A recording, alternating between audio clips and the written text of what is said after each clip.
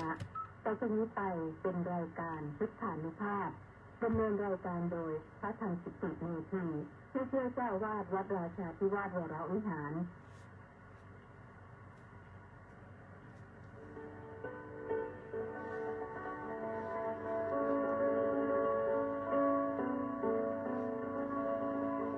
ได้เวลามาฟังพุทธานุภาพเพื่อรับทราบพุทธธรรมคำสั่งสอนเสริมมงคลให้ชีวิตก่อนหลับนอนรอพักผ่อนสุขสบายกายใจเทิน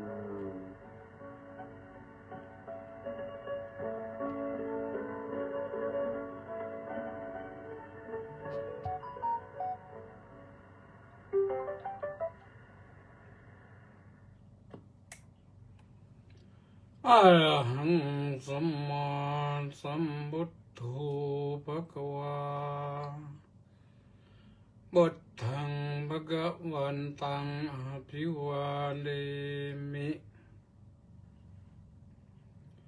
สวากขาโตภะคะวะตาธัมโมธัมมังนัมมัสสามิสุปฏิปันโนภะคะวะโตสาวกสังโฆสังฆังนะมามิกัมมังสัตเตวิภัชชติยะนิดังหีนปัตตายะกรรมจำแนกสัตว์ให้เลวทรามและประณีตเพราะว่า กรรมนั้นเป็นสิ่งที่ทำแล้วบอกคืนไม่ได้เจริญสุขเจริญพรท่านสาธุชนทั้งหลาย วันนี้เสียงแหบนิดหนึ่งนะก็ต้องขอทบทวนวรรณกรรมนะวันนี้ก็เป็นวันพระตั้งแต่เช้ามาก็ได้โอกาสทำวัดเช้าแล้วก็ฟังเทศน์จบฟังเทศน์ก็ลงจากศาลาพักหนึ่งก็ได้เวลาฉันเพลตกเย็นก็ขึ้นศาลาอีกรอบหนึ่ง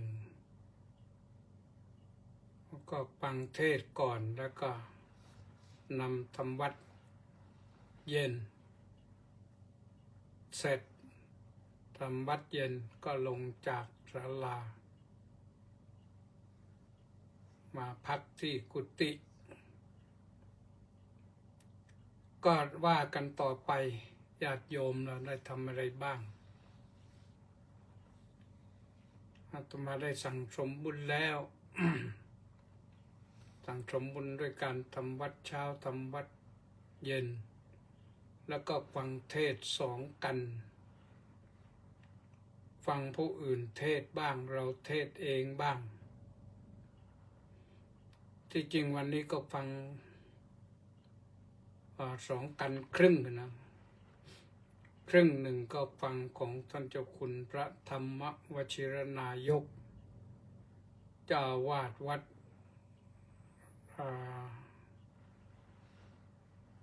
วัดอะไรล่ะวัดเรียบที่การไฟฟ้าวัดเรียบมันนะก็อยู่ตรงนั้นแหละท่านเทศที่แห่งประเทศไทยเราก็ได้ฟังด้วยท่านเทศเรื่องข้อธรรมะสำคัญโดยยกเอา พ่อชงมาอธิบาย คือที่ท่านเทศน์เรารู้แล้วทั้งหมดแหละแต่ได้ฟังสำนวนของท่านก็ดีไปแบบหนึ่ง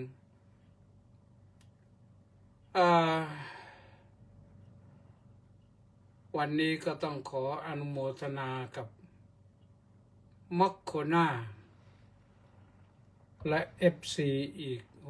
651 คนออนไลน์เข้ามาฟังกันต่อไปนะ ก่อนนั้นก็คงฟังของเก่าแล้วมาถึงตอนนี้ก็มาฟังใหม่ก็คือเก่านั่นแหละคือก็ธรรมะก็เก่าแล้วพระพุทธเจ้าเทศมา2,600 ปีได้แล้ว เรื่องกรรมเนี่ยเทศมานานแล้วก็ถือว่าเป็นของเก่าและที่พระพุทธเจ้าเทศก็เทศของเก่านั่นแหละเพราะเรื่องกรรมนี่มันมีมาเก่าก่อนกรรมดีกรรมชั่วนี่มีมาเก่าก่อนแต่พระองค์มาจำแนกแจกแจงมาเรียกว่าอะไรเรียกว่าสมมติบัญญัติขึ้นบัญญัติศัพท์ขึ้นเรียกว่ากรรมนะบัญญัติเรียกว่ากรรมทีนี้พอบัญญัติเรียกว่ากรรมแล้วก็ไม่รู้อะไรเป็นเรื่องของกรรมเนี่ยอธิบายกันเท่าไหร่ก็ยังมีคนไม่เข้าใจนั่นแหละว่ากรรมคืออะไรจนกระทั่งบางครั้งบางทีบางท่านบางคนโอ้ยกรรมมีที่ไหนทั้งที่ตัวเองก็กำลังรับกรรมอยู่นั่นแหละก็ยังทำอะไรเรียกว่าไม่รู้ไม่ชี้กรรมมีที่ไหนทุกอย่างมันอยู่ที่เราเองนี่ก็ว่านะเรานั่นแหละเป็นตัวกรรมเป็นตัวสร้างกรรมนะพระพุทธองค์ทรงจำแนกกว้างๆไว้ว่ากรรมนั้นในฝ่ายดีก็เรียกว่ากุศลกรรมก็คือกรรมฝ่ายดีกรรมฝ่ายไม่ดีก็เรียกว่าอกุศลกรรมแต่ว่ากรรมในพูดถึงกรรมเนี่ยก็คือว่าด้วยเรื่องการทำการกระทำแล้วนี่มันมีผลตามมาก็เรียกว่าผลกรรมเหมือนเราปลูกมะม่วงนั่นแหละเมื่อปลูกมะม่วงแล้วก็รดน้ำพรวนดินดูแลอย่างดีพอสมควรมะม่วงก็เจริญเติบโตมีกิ่งมีใบมีถึงฤดูกาลก็ผลิดอกแล้วก็ออกมาเป็นผลแล้วก็ได้ลิ้มชิมรสกันมะม่วงเป็นมากปีนี้นะที่วัดนี่ก็เป็นเยอะเลยนี่หมดไปรุ่นหนึ่งแล้วปลูกมะม่วงเบาไว้5 ต้นกินได้ทุกขนาดทั้งแกงทั้งยำทั้งกินสุกหล่นกินไม่หมดก็นั่นก็คือปลูกมะม่วงการสร้างกรรมการทำกรรมก็ถ้าทำกรรมดีก็เหมือนกับปลูกมะม่วงนั่นแหละมันให้ผลดีได้ส่องเสพได้เสวยได้กินได้บริโภคทำได้หลายขนาดทำกับข้าวก็ได้ กินสุกก็ได้ทำน้ำปลาหวานก็ดีอ่อนๆนะก็ได้ชิมมาแล้ววันนี้ก็ยังชิมอยู่มะม่วงน้ำปลาหวานก็ชั้นดีอยู่แต่ถ้าปล่อยให้รกรุงรังไม่ปลูกมะม่วงปลูกสิ่งที่มันไม่เข้าเรื่องมันก็เหมือนกับสร้างอกุศลกรรมไว้มันให้ผลมาก็ไม่ดีอะให้ผลเป็นสิ่งที่ไม่ดีบริโภคไม่ได้ถ้าหากว่าการกระทำของเราก็แยกเป็นสองส่วนทำที่ดีและทำที่ไม่ดีเป็นทำดีเป็นกุศลทำชั่วเป็นอกุศลชั่วนี่อาจจะเรียกว่าบาปก็ได้ทำบาปไว้เรียกว่าชั่วก็ได้เรียกว่าเลวก็ได้แล้วแต่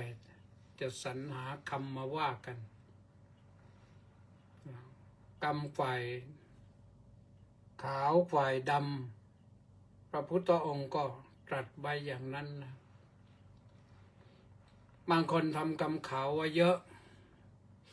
ชีวิตก็สุขสบายบางคนทำกรรมดำไว้เยอะก็เป็นกรรมบาป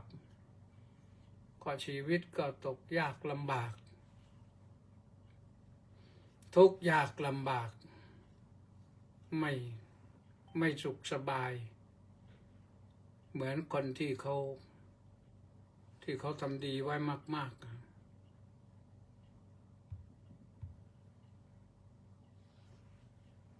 ทำดีไว้เถอะโยมทำดีไว้เถอะนะ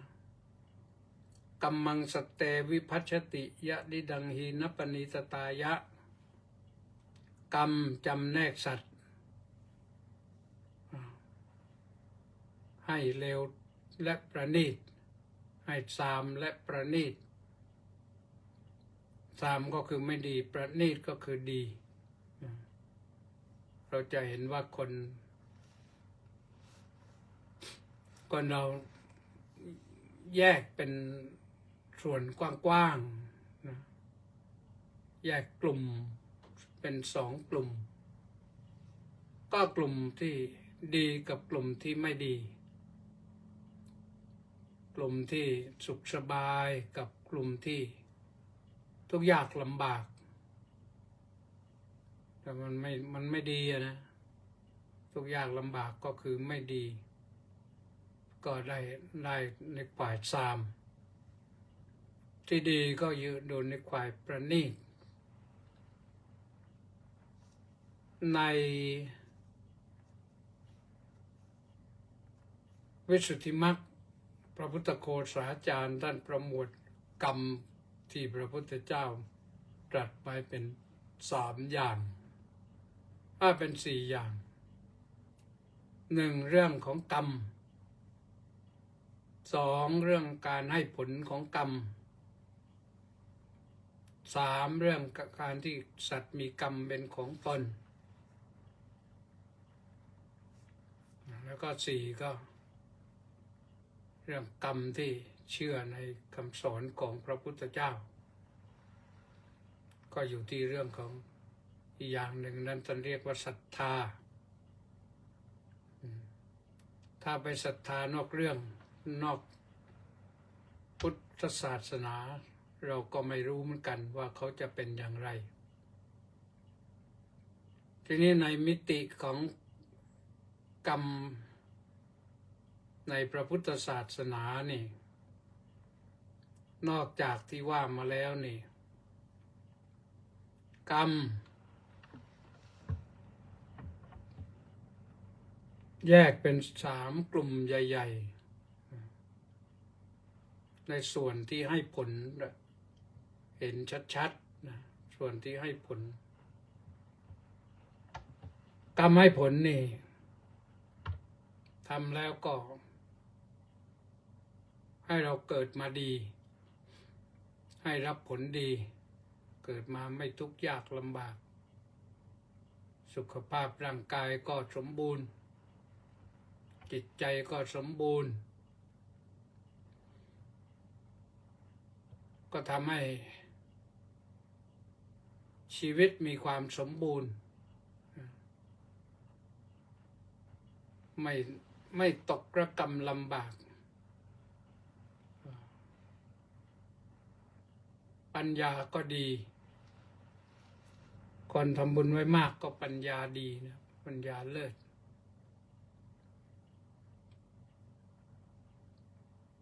เด็กบางคนเกิดมาระลึกชาติได้ร่างกรรมไว้ให้มาเกิดเป็นมนุษย์ได้เร็วก็ดี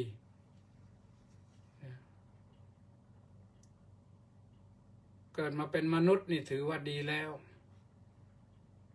แต่ยังดีไม่พอมนุษย์ก็ยังมีหลายส่วนเนี่ยเพราะคนที่มาเกิดมาเป็นมนุษย์ที่ไม่สมบูรณ์นะ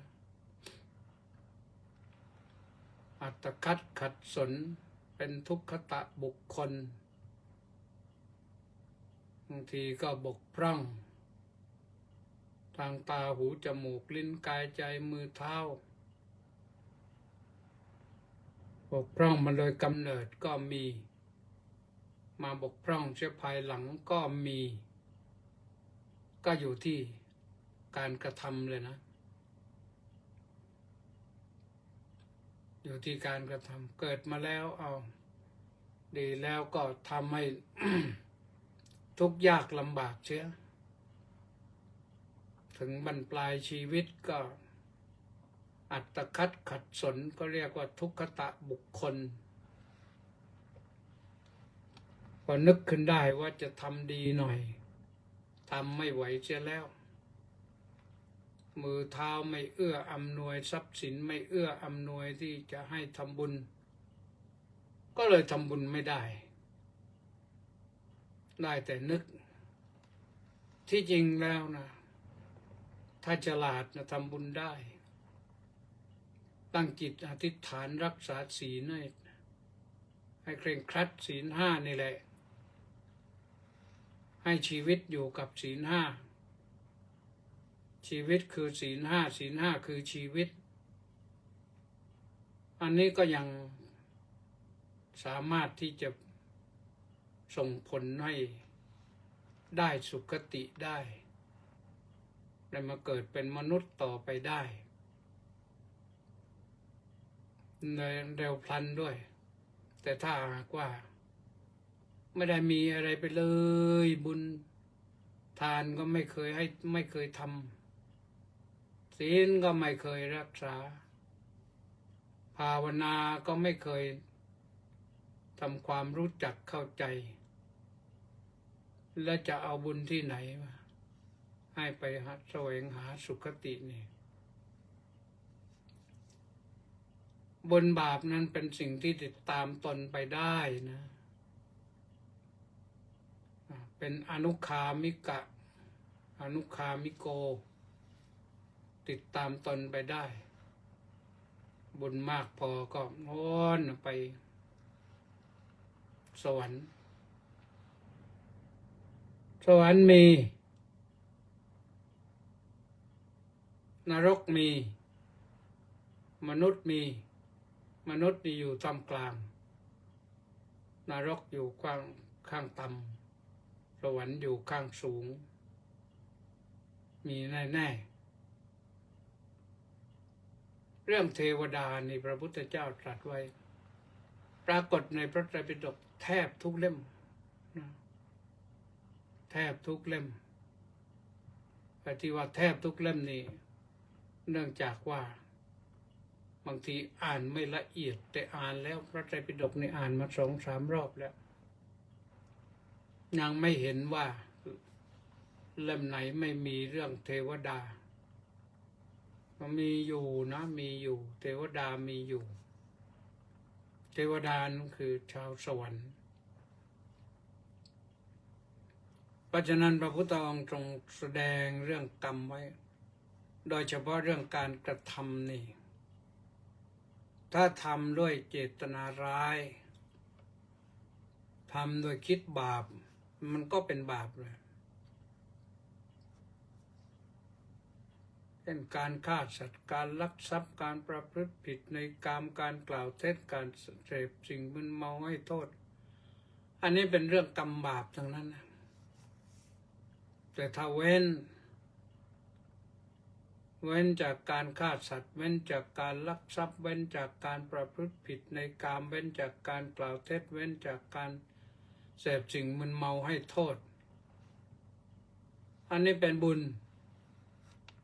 มีสวรรค์เป็นที่ไปในเบื้องหน้าได้แน่นอนการอยู่กรรมเรื่องกรรมก็คือเรื่องการกระทำฝ่ายดีก็เรียกว่ากุศลกรรมทำฝ่ายชั่วก็เรียกว่าอกุศลกรรมทีนี้ที่ทรงแสดงไว้นั่นนะส่วนมากและทรงแสดงเรื่องผลมากกว่าที่จริงผลของการกระทำนะว่าจะเป็นอย่างไรบ้างโดยเฉพาะอย่างยิ่งที่ทรงจำแนกกรรมไว้เนี่ย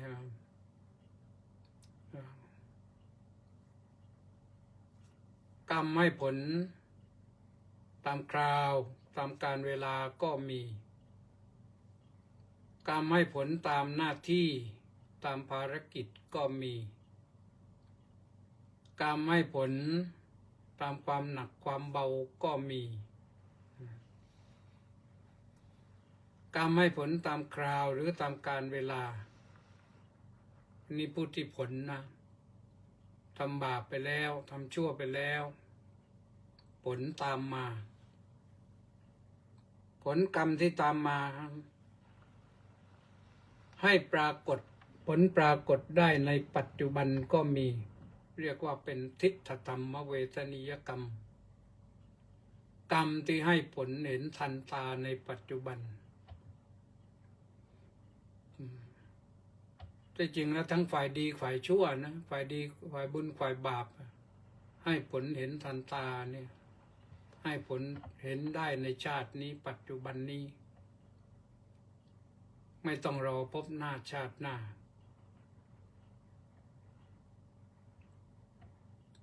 มีหลายอย่าง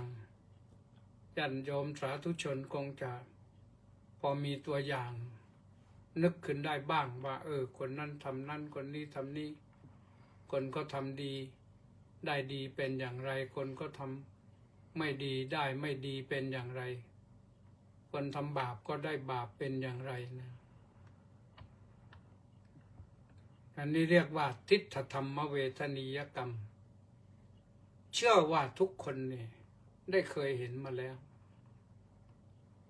ทั้งในฝ่ายบุญทั้งในฝ่ายบาป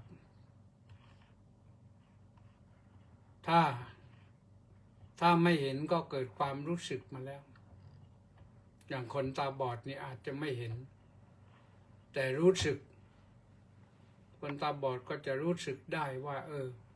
บุญบาปมันเป็นอย่างไรนะเห็นผลในปัจจุบันประการที่สองอุปปัชชเวทนิยกรรมอันนี้กรรมที่เราทำไปแล้วให้ผลไม่ทันในชาติปัจจุบันนี้นอนตายไปแล้วจึงให้ผล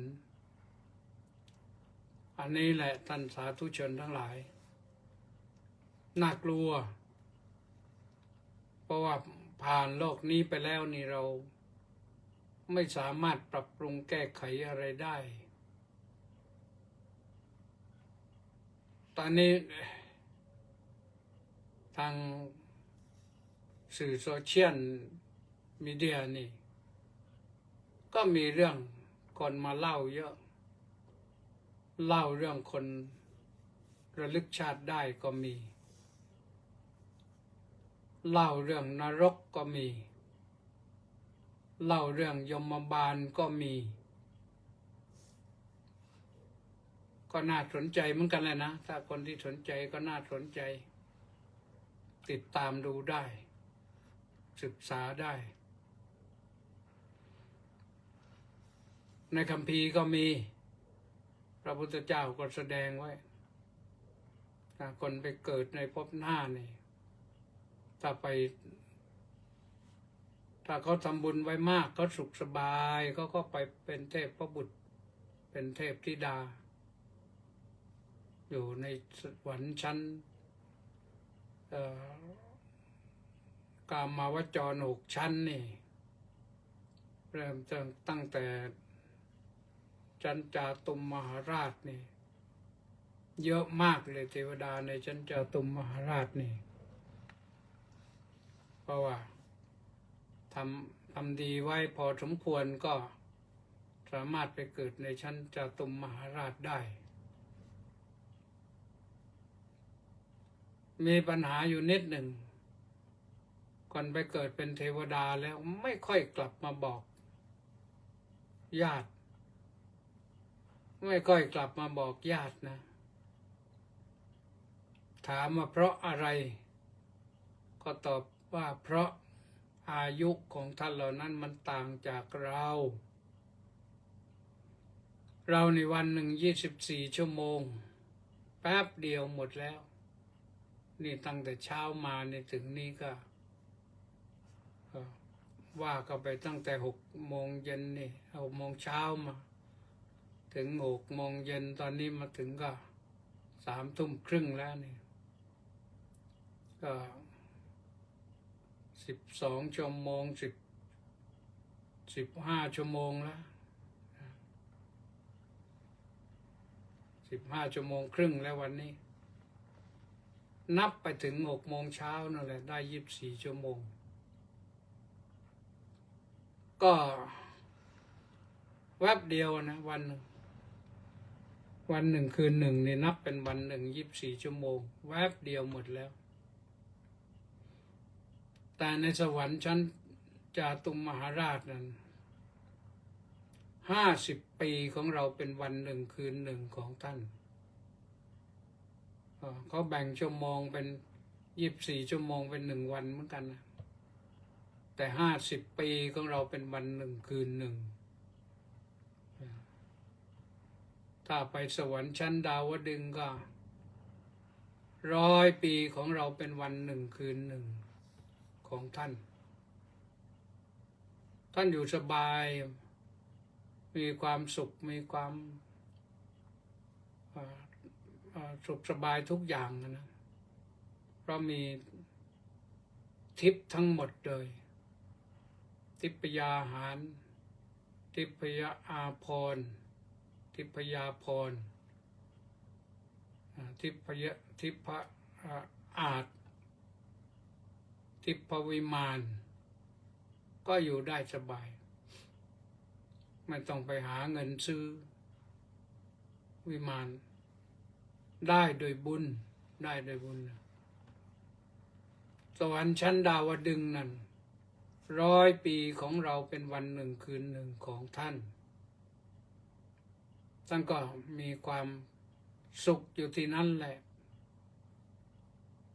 แค่วันเดียวนี่เราก็100 ปีแล้ว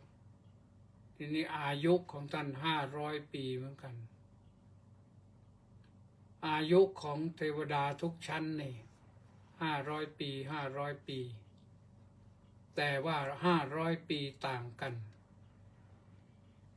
500 ปีของชั้นดาวดึงส์นั้นเท่ากับ100 ปีของเราเป็นวันหนึ่งคืนหนึ่งของท่านก็ลองนับดูคำนวณดูพอชั้นยามะหรือยามาก็200 ปี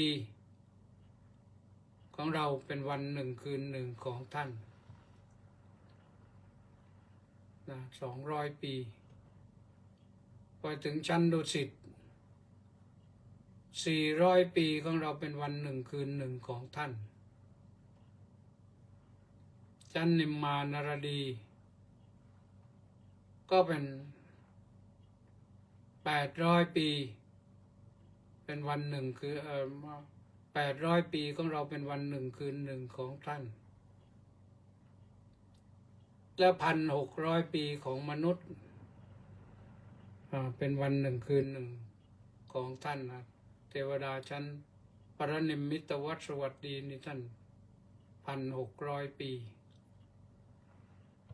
ใกล้ขนาดไหนลองดูท่านทั้งหลาย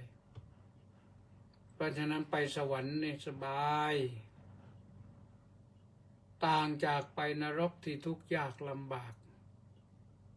คนที่ทำบาปไว้มากนี่ไม่ต้องอะไรมากหรอกพอสิ้นใจขาดจากร่างกายนี้ปั๊บก็จะอยู่ลาญาติลาโยมสักหน่อยก็ลาไม่ได้แล้วมียมบาลมาประคองไปแล้วพาไปไหนพาไปเสนอพญายมบาลหัวหน้าพญายมบาลก็คือหัวหน้ายมบาลก็พาไปเสนอว่าคนนี้ได้เป็นอย่างนี้เป็นอย่างนี้มาแล้วเขาก็บอกให้ไปพญายมก็บอกให้ไปตามกรรมของตนบางทีก็ไปชักอยู่อย่างในเทวทูตสูตรนั่นอยู่ในมัชฌิมนิกายนะเทวทูตสูตรพญายมชักถามว่าเคยเห็นเด็กเกิดใหม่ไหมเคยเห็นคนแก่ไหมเคยเห็นคนเจ็บป่วยไหมเคยเห็นคนตายไหมเจ้านั่นก็ตอบแล้วก็เคยเห็นครับเคยเห็นครับเคยเห็นครับเคยเห็นครับเห็นแล้วรู้สึกอย่างไรบ้างก็ไม่ได้รู้สึกอะไรเลยนะนั่นแหละเธอประมาทเธอประมาทไปเลยไปตามความประมาทของตนไปสู่ที่ตนต้องไปแล้วนะพวกก็พาไปส่งเรียบร้อยนั่นคืออบายส่วนไปสวรรค์นั้นมีแต่ราชรถมารับมีแต่ผู้ใหญ่ผู้โตมารับเป็นอย่างดีนะอันนี้อุปปัชชเวทนิยกรรมนะในกลุ่มนี้ก็ยังมีอปราปรเวทนิยกรรมอปราปรเวทนิยกรรมนั้นคือกรรมที่ให้ผลในภพถัดไปอย่างตอนนี้เราเกิดเป็นมนุษย์ตายแล้วไปเกิดเป็นสัตว์นรกจากสัตว์นรกไปเป็นสัตว์อะไรต่อมิอะไรก็ไม่รู้ว่าเกิดกี่ครั้งถึงจะได้มาเกิดเป็นมนุษย์อีกเหมือนกับว่าตอนนี้เกิดมาเป็นมนุษย์อยู่กรุงเทพพอไปอีกชาติหนึ่งก็ไปไหนไปปทุมธานีไปอีกชาติหนึ่งไปอ่างทองไปอีกชาติหนึ่งไปอยุธยาไปอีกชาติหนึ่งไปชัยนาทไปอีกชาติหนึ่งไปสิงห์บุรีไปอีกชาติหนึ่งไปลพบุรีไปอีกชาติหนึ่งไปนครสวรรค์อีกชาติหนึ่งไปกำแพงเพชรอีกชาติหนึ่งไปเกิดนอนพิษณุโลกสุโขทัยเลื่อนไปอย่างนั้นเลื่อนไปเรื่อยจนกระทั่งหมดเวรกรรมนั้นที่จะไปเกิดจากนั้นก็ได้กลับมาเกิดเป็นมนุษย์ครั้งหนึ่งถ้ามาด้วยสัมมาทิฏฐินึกถึงว่าความทุกข์ยากลำบากก็จะไม่ทำกรรมชั่วอีกแล้วมาทำแต่กรรมดี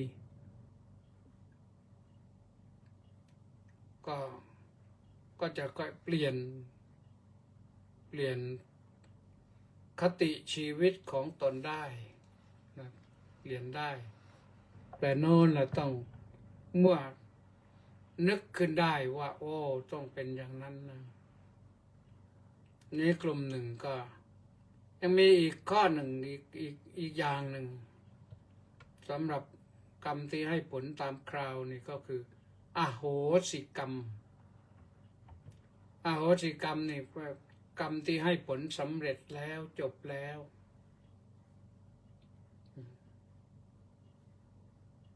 พระอรหันต์ทั้งหลายท่านก็ได้อโหสิกรรมไม่ทำร้ายท่านไม่ได้เว้นแต่ว่าท่านให้โอกาสให้กรรมให้ผลเสียจบไปสักทีนะอย่างกรรมที่มาตามล่าตามจองล้างจองผลาญพระมหาโมคคัลลานะนี่พระมหาโมคคัลลานะนี่ถูกโจรทุบตีจนปรินิพพานนะที่จริงท่านกำลังกายหายไปได้แล้ว2 ครั้งแล้วก็ไปนั่งนึกนั่งคิดอยู่ว่าโอ้มันเรื่องอะไรนี่โจรถึงคาดมาดร้ายเราเห็นภาพเลยว่าอ๋อเราทำกรรมนี้ไว้เคยทุบตีแม่ก็เลยนั่งให้โจรมันทุบจนถึงแก่พูดภาษาพระธรรมดาก็เรียกว่ามรณภาพ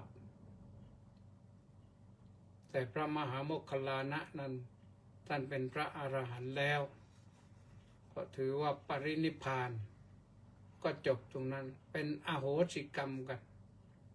ไม่ต้องตามให้ผลไปหลายภพหลายชาติเพราะกรรมทุบตีแม่ญาติโยมสาธุชนทั้งหลายลองนึกดูดิว่าคนที่ทุบตีพ่อแม่เบียดเบียนพ่อแม่ทำร้ายพ่อแม่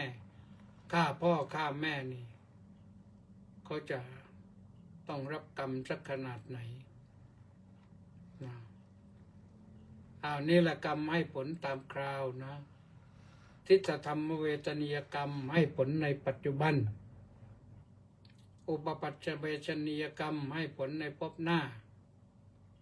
อัปราปรเวทนียกรรมให้ผลในภพต่อไปแล้วก็อโหสิกรรมอาจจะให้ผลในภพนี้หรือในภพหน้าไหนๆก็ได้อโหสิกรรมนะกลุ่มที่2คือกลุ่มที่ให้ผลตามหน้าที่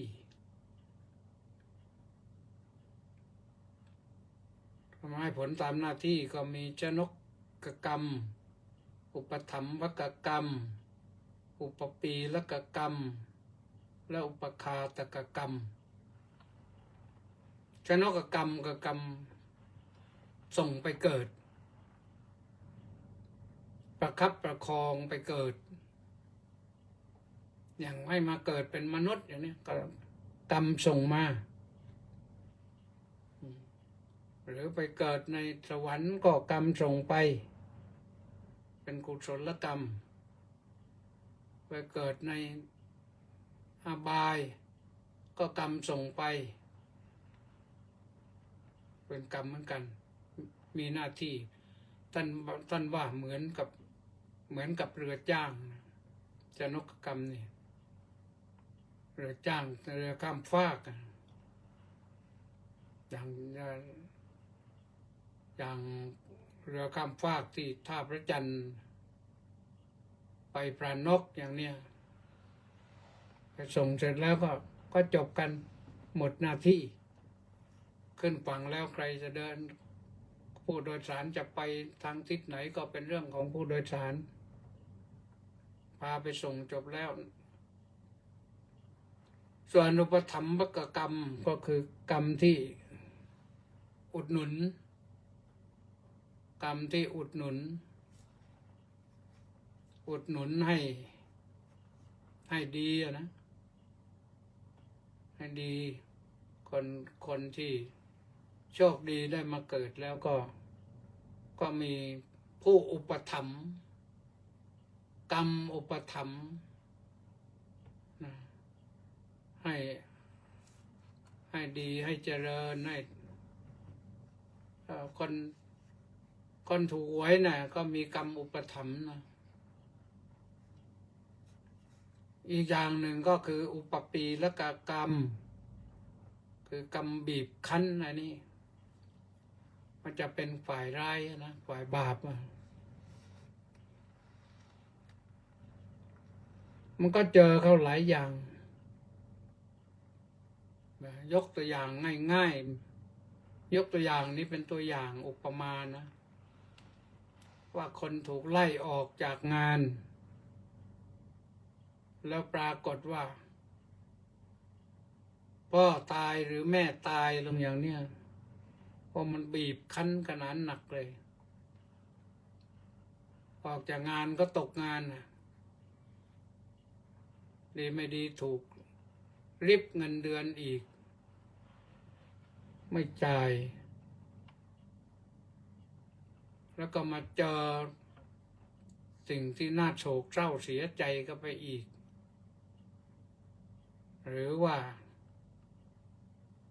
ถูกไล่ออกจากงานแล้วมาเดินรถชนเราอีกอย่างเนี้ยก็ลำบากมากนะน่าเห็นใจแต่นั่นเป็นกรรมของเขาเราก็เห็นใจเขาแหละแต่ว่ากรรมของเขามันมีอยู่เพราะคนตั้งเยอะนะทำไมไม่เจอก็อย่างนั้นไปเจอกับคนนั้นเราก็ได้แต่อย่างดีที่สุดก็ปลอบใจเขาตอนนั้นนะไม่ซ้ำเติมชาวพุทธเราไม่ซ้ำเติมคนลำบากนะอีกอย่างหนึ่งเป็นอุปคาตกกรรมอันนี้กรรมตัดรอนแปลว่ากรรมตัดรอนจะได้เลื่อนชั้นแล้วไม่ได้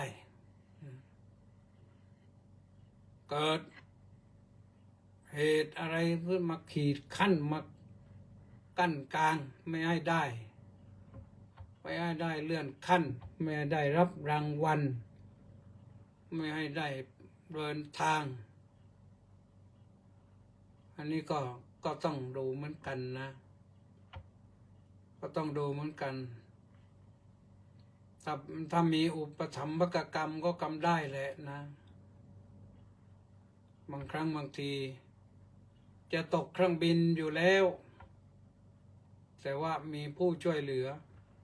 ได้ขึ้นเครื่องบินไปจนได้นี่อย่างนี้แล้วก็ไปปลอดภัยด้วยนะไม่ใช่ไปแล้วก็อันตรายอีกกลุ่มหนึ่ง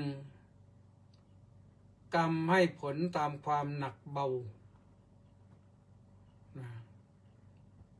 ประการแรกคือครุกรรมครุกรรมนี่แปลว่ากรรมหนักกรรมหนักหนักฝ่ายดีก็มีหนักฝ่ายร้ายก็มีหนักฝ่ายบุญก็มีหนักฝ่ายบาปก็มีทำบาปหนักนี่มันเป็นเรื่องหนักหนาสาหัสนะแต่ทำบุญหนักก็ได้สิ่งที่ดีหนักเหมือนกันเพราะฉะนั้นนี่เป็นสองฝ่ายคนที่ฆ่าพ่อฆ่าแม่นี่เป็นกรรมหนักฆ่าพ่อฆ่าแม่ฆ่าพระอรหันต์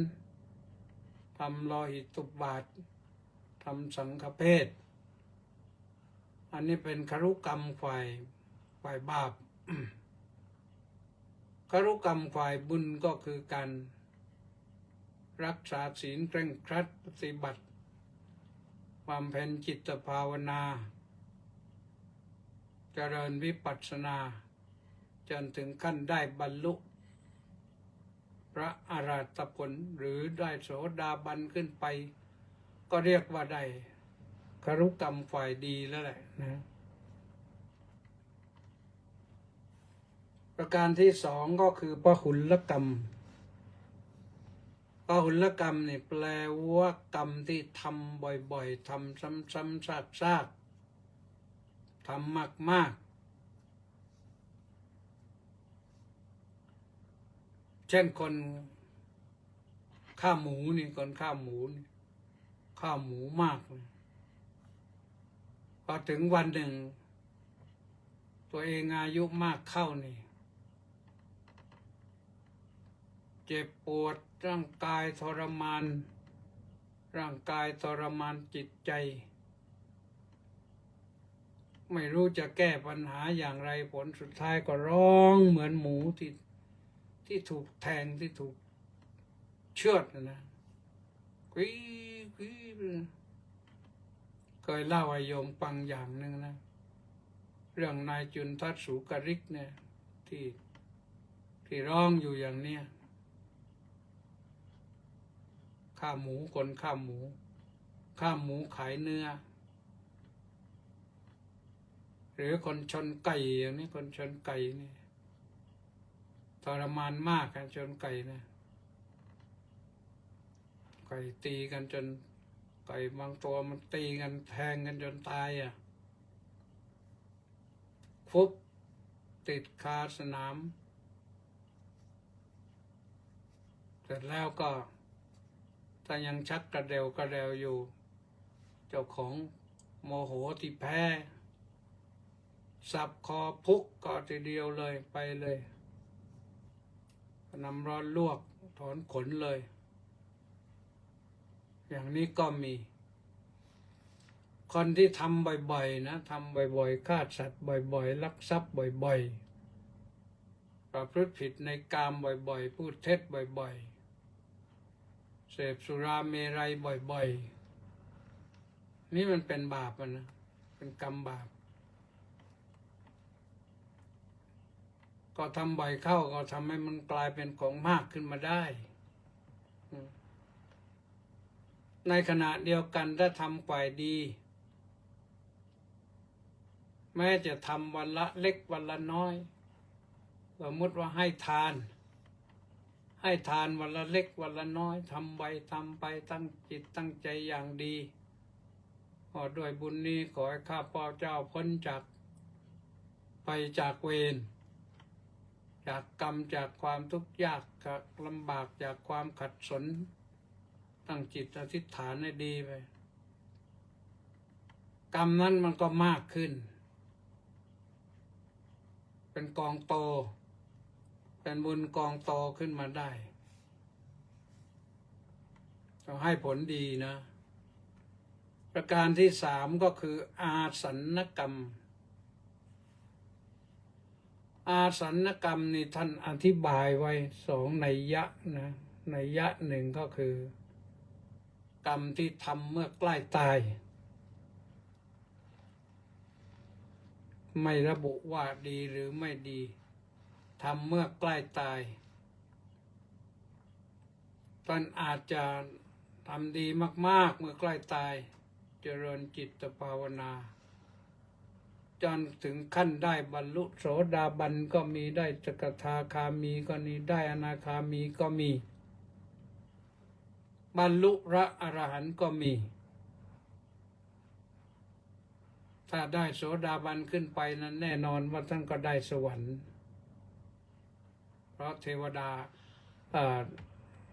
พระอริยบุคคลขั้นโสดาบันขึ้นไปนี่ส่วนมากก็ไปเกิดในสวรรค์เพราะท่านทำความดีไว้เยอะไม่งั้นก็ได้กลับมาเกิดเป็นมนุษย์ก็ไม่แน่นะในขณะเดียวกันถ้ากรรมฝ่ายบาปอาสันกรรมทำเมื่อใกล้ตายปั๊บก็ได้นรกเลยได้อบายภูมิเลยก็ไม่ต้องถามใครเลยมันไปเลยนะก็มีทั้งฝ่ายดีทั้งฝ่ายไม่ดีฝ่ายบุญฝ่ายบาปนะมันมีได้ทั้งสองอย่างแล้วตัวสุดท้ายก็ในกลุ่มนี้ก็คือกัตตากรรม คำว่ากตัตตากรรมนะแปลว่ากรรมสักว่าทำไม่ได้มีเจตนาเข้าประกอบเป็นเราเดินไปเพลินๆเหยียบมดตายเหยียบแมลงตายอะไรทำนองเนี้ยหรือพูดไปนึกว่าเป็นจริงแต่ที่จริงแล้วมันเท็จไปเอาข่าว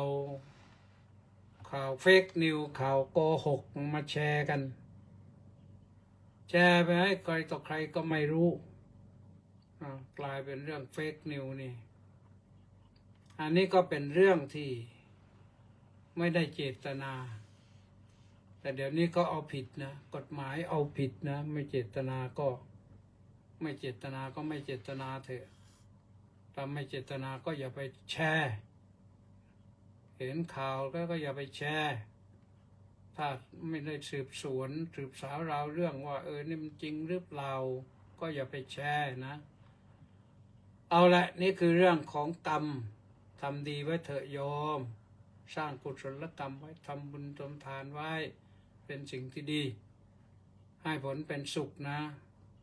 มาว่าเท่านี้เรื่องของกรรม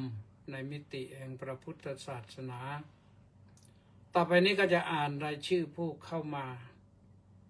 ติดตามทาง Facebook นะสมศรีลักษณะวิราชสาธุมณีแสงจันทร์น้อมกราบนมัสการสาธุสาธุสาธุเจ้าค่ะสมศรีก็เช่นกันสาธุสาธุสาธุเจ้าค่ะสาธุสาธุแปะนันทิการก็ว่าน้อมกราบนมัสการสาธุสาธุสาธุเจ้าค่ะสาธุวัดป่าบนเนินสุโขทัยน้อมกราบถวายความเคารพพระเดชพระคุณพระพรหมสาธุท่านพระครูอดุลธรรมสารเจ้าคณะจังหวัดสุโขทัย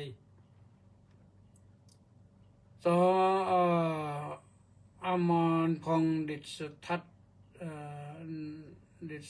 ศน์สิทธิภาคขอน้อมกราบสาธุสาธุสาธุครับสาธุแล้วก็ศิวพรสุภาผลนึกว่าเพลินลูกเขยลืมไปเสียแล้วไม่เห็นมาหลายวันน้อมกราบนมัสการสาธุสาธุสาธุเจ้าค่ะสาธุเฉลิมพงษ์กำแพงแก้วกราบสาธุครับพระอาจารย์สาธุต้าสิทธิมงคลนมัสการสาธุครับสาธุมัคโคนาโมเมสาธุเป็นยาพักบนลืมแล้วอะไรบนศรีสรโชติกราบนมัสการท่านพระอาจารย์น้ำกราบสาธุเจ้าค่ะสาธุรังสรรค์ทองซ้อยน้อมกราบนมัสการถวายความเคารพพระเดชพระคุณท่านเจ้าคุณด้วยความเคารพอย่างสูงครับน้อมกราบนมัสการสาธุสาธุสาธุครับสาธุเฉลิมพนัสโนไทยน้อมกราบถวายความเคารพอย่างสูงครับสาธุวรนันท์ขาวศรีกราบนมัสการเจ้าค่ะสาธุเจโสกราบนมัสการเจ้าค่ะสาธุประสานเรืองดิษฐ์กราบนมัสการสาธุสาธุสาธุครับพร้อมสาธุกำพรผู้มณีกราบนมัสการในวันที่26/03/69นี้ด้วยความเคารพอย่างสูงครับพร้อมสาธุอนัญญามาหน่อยกราบนมัสการเจ้าค่ะสาธุป้าจ่ายจินดาวิทยุพลหนึ่งหมดเวลาแล้วนะลากันเท่านี้สวัสดีป้าจ่ายจินดาบอกว่ากราบน้อมกราบนมัสการสาธุสาธุสาธุเจ้าค่ะสาธุแล้วก็ลีลาวดีดอกสร้อยน้อมกราบนมัสการด้วยความเคารพอย่างสูงเจ้าค่ะสาธุสาธุสาธุสาธุแม่ชีสมใจ สาธุสาธุสาธุสาธุเจ้าค่ะสาธุ